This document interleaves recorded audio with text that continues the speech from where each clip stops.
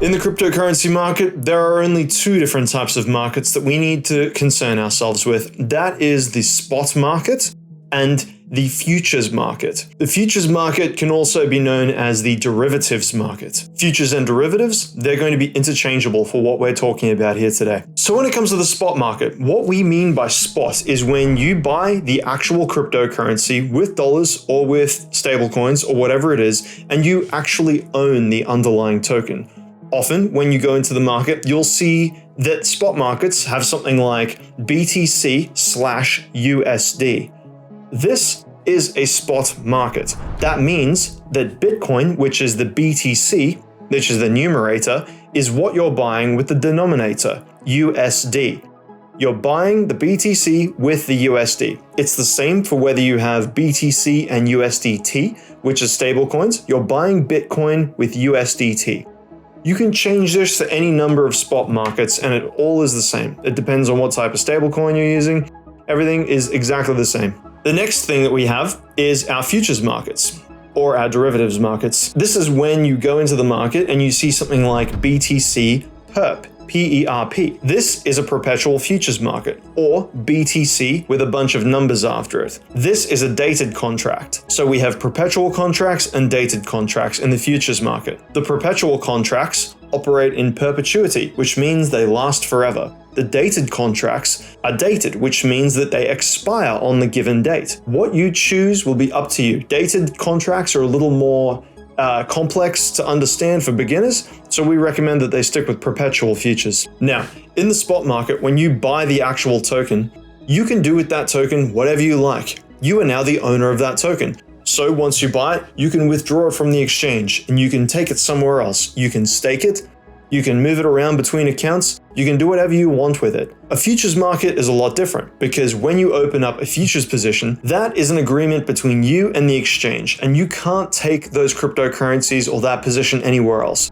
You don't actually own anything when you have a futures position. This is the biggest difference between the two. If you do not intend on moving your positions off the exchange, then it doesn't matter whether you choose spot or futures. For the most part, they're the same, other than the fact that perpetual futures, you need to pay a constant fee to keep that position open. For this reason, if you're going to be holding a position for a very long period of time, you choose spot. If you're hoping to open the position for a short period of time, often you'll choose futures. Also, when it comes to futures, you get to use leverage. So that is appealing for a lot of people. However, we warn you to stay away from leverage until you completely understand what it is and why you need to use leverage in what circumstances. This is an early lesson for everybody listening. If you use leverage, or if you feel like you know what leverage is, do not use it. You don't know what you're doing. It just serves to kill the most people in the market possible. The only reason why leverage exists is to maximize the fees from the exchange. It's not there to help you. Leverage is not there to help you. It's there to hurt you, okay? So don't use it. Don't use it until you're an absolute professional. At that point, you can do with it what you wish. If you're just starting out, don't touch it. So depending on whether you're using spot or futures, we also use different terminology to tell you what direction we're going in the market. If you open a spot position, which is buying the actual token that you own, we call that buying and then selling. So you buy when it's cheap and then you sell when it's more expensive and you take your profits out. However, when you move into the futures market, things are a little bit different. You go long and you go short. Long and short are not lengths of time or durations in the futures market. Long and short are directions. When we say we're longing something, that means that we're betting on the price to increase, just like buying. Buying and longing are interchangeable as terminology. Using futures, you can also bet on the decline of the market. So as it's coming back down again, you can profit from when the market starts to go down. This is called shorting. Shorting is where you sell at the top and then you buy back lower and you make a profit over that period of time. If you don't carefully use your words here, you can have miscommunications with people where you say that you're selling the top, and this could either mean that you have a spot position that you're converting from Bitcoin back into cash, for example, or it could mean that you're betting on the decline of the market.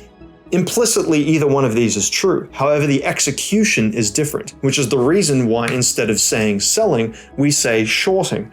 And using buy or longing, they're the same thing, but selling and shorting are slightly different, which is the reason why a lot of confusion happens.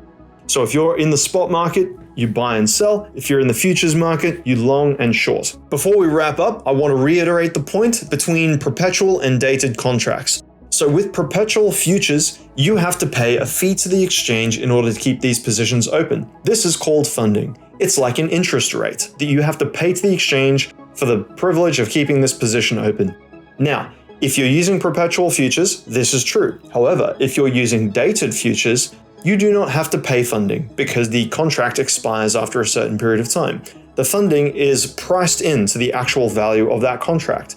This all sounds very complicated, but the fundamental point is that when you're using perpetual futures, you're constantly paying a fee, and when you're using dated futures, you do not pay constant funding fees on that position. What we've covered here is the difference between spot and futures, the difference between buying and selling, longing and shorting, and the difference between dated contracts with futures and perpetual contracts with futures.